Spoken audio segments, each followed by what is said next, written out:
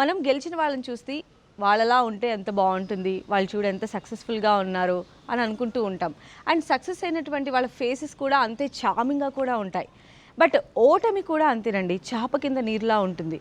ఓటమి చవి చూసిన వాళ్ళు కూడా బయటికి మామూలుగానే అనిపించినప్పటికీ కూడా లోపల ఆ ఓటమి అనేటువంటి ఫీలింగ్ దహించి వేస్తూ ఉంటుంది వాళ్ళని.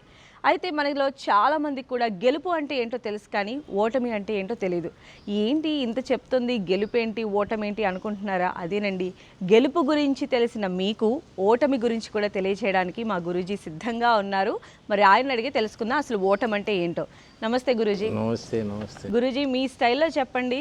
గెలుపుకి చాలా డెఫినేషన్స్ చెప్తూ ఉంటారు, సక్సెస్ ఫార్ములా అంటుంటారు, అలా అలా అంటుంటారు. మీ స్టైల్లో 3 ముక్కల్లో ఓటమి అంటే ఏంటి గురూజీ? ఓటమి అంటే వ్యాపారంలో నష్టం రావటం, మనం బాగా ప్రేమించిన వాళ్ళు చనిపోవటం, మన ఆశలు కుప్పకూలిపోయి ఏదైనా యాక్సిడెంట్ అయిపోయి అవ్వటం, ఇలా రకరకాలుగా ఉండే ఇవేం కాదండి ఓటములు అంటే. అవన్నీ తాత్కాలికమైన ప్రాబ్లమ్స్. ఓటమి అంటే ఎప్పుడు నిరాశగా ఉండటం, ఏడుస్తూ ఉండటం, సీరియస్గా ఉండటం, ఏదో దిగులుతో ఉండటం, ఇది ఓటమి. ఈ ఓటమి అనేది 3 ముక్కల్లో చెప్పాలంటే, గతాన్ని తలుచుకుంటూ బాధపడుతూ వర్తమానంలో బాధపడటం, వర్తమానంలో నా జీవితం ఇలా అయిపోయింది ఏమిటంటే నిరంతరం దుఃఖంతో ఉండటం, భవిష్యత్తు గురించి భయపడుతూ ఉండటం.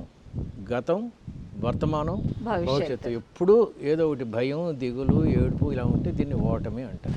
ఓకే, 3 ముక్కల్లో మీ స్టైల్లో చెప్పారు, కానీ మరి మా వ్యూవర్స్ కోసం కొంచెం ఎలాబరేట్ చేసి ఎక్స్టెండ్ చేసి ఉదాహరణకి గతం గురించి చెప్దాం అనుకోండి. గతాన్ని తలుచుకోవడం ఏడవడానికి best example self pity. Devdas, Sarat Babu రాసిన దేవదాసు.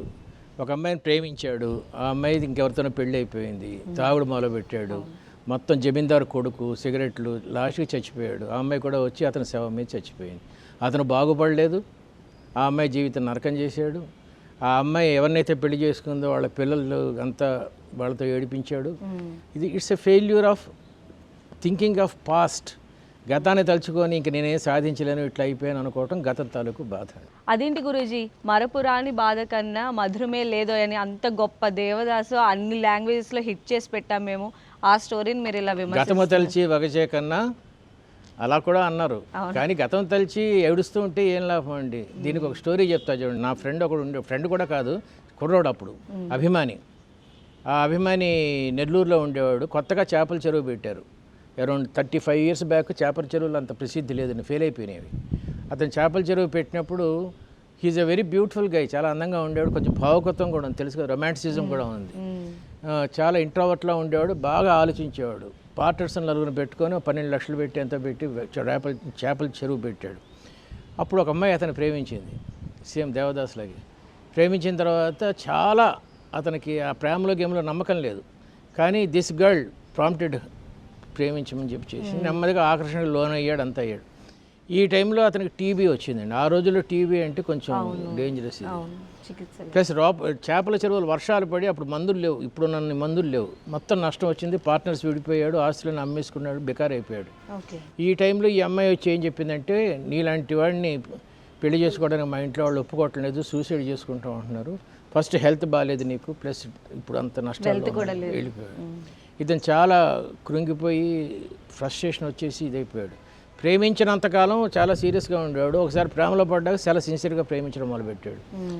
ఈ టైంలో ఇతనికి నేను ఒక పుస్తకం ఇచ్చానండి, failure is not ending success అనే సంథింగ్. రాబర్ట్ స్కల్లర్ రాశాడు ఆ పుస్తకం. ఆ పుస్తకం ఇచ్చిన తర్వాత దాన్ని చదివిన తర్వాత నెమ్మదిగా మారాడు. మారి మళ్ళీ సొంతంగా మళ్ళీ వ్యాపారం పెట్టాడు. టీబీ కొంచెం నయం అయిపోయింది, మామూలు అయిపోయాడు. వితిన్ 1 year మళ్ళీ పుంజుకున్నాడు. మళ్ళీ కొత్త పార్ట్నర్స్ చేర్చుకున్నాడు. తర్వాత రాజకీయాల్లో నిలబడి ఎమ్మెల్యే కూడా నెగ్గాడు. నాట్ నెల్లూరు, ఇంకో చోట నెగ్గాడు. నెగ్గిన తర్వాత మళ్ళీ ఈ అమ్మాయి వచ్చింది. వచ్చి సంసారం బాగానే ఉంది కానీ I want to continue friendship అని చెప్పింది. మేమందరం అనుకున్నాం ఒకసారి తిరస్కరించి వెళ్ళిపోయింది కదా, మళ్ళీ వచ్చినప్పుడు ఇతను టాప్ పొజిషన్లో ఉన్నాడు కదా, తిరస్కరిస్తాడేమో అనుకున్నాం. కానీ ఆహ్వానించాడు మళ్ళీ. అప్పుడు నాకు చెప్పాడు అతను, ఈ రాబర్ట్ స్కల్లర్ పుస్తకం చదివిన తర్వాత నాలో ఒక రియలైజేషన్ వచ్చింది. తాత్కాలిక ప్రమాదాలే తప్ప శాశ్వత ప్రమాదాలు అంటూ ఏముండవు. హౌ వీ హ్యాండిల్ దెమ్, మనం వాటిని ఎలాగ చూస్తామో దాని మీద ఆధారపడి ఉంటుంది. ఆ పుస్తకం చదివిన తర్వాత నాకు ఒకటి అనిపించింది, మనం ప్రేమించే వాళ్ళు కానీ ద్వేషించే వాళ్ళు కానీ వాళ్ళు ఉన్న పరిస్థితుల్లో వాళ్ళు ఆలోచిస్తారు తప్ప మనం ఆలోచించినట్టు వాళ్ళు ఆలోచించాలని ఇదే ఉంది. సేమ్ ఇదే రివర్స్లో జరిగి ఆ అమ్మాయికి ఏదైనా జరిగినా నేను ఇదే చేసి ఉండేవాడిని, నేను పెళ్లి చేసుకుని ఇంకో అమ్మాయితో ఉండేవాడిని ఏమో. ఇలా ఆలోచించిన తర్వాత ఆ అమ్మాయి మీద నాకేం కోపం రాలేదు. ఆ అమ్మాయి చుట్టూ ప్రపంచం నిర్మించుకోవటం నా తప్పు. ఆ అమ్మాయి ఎస్ అంటే సంతోషించాను, నో అంటే కృంగిపోయాను.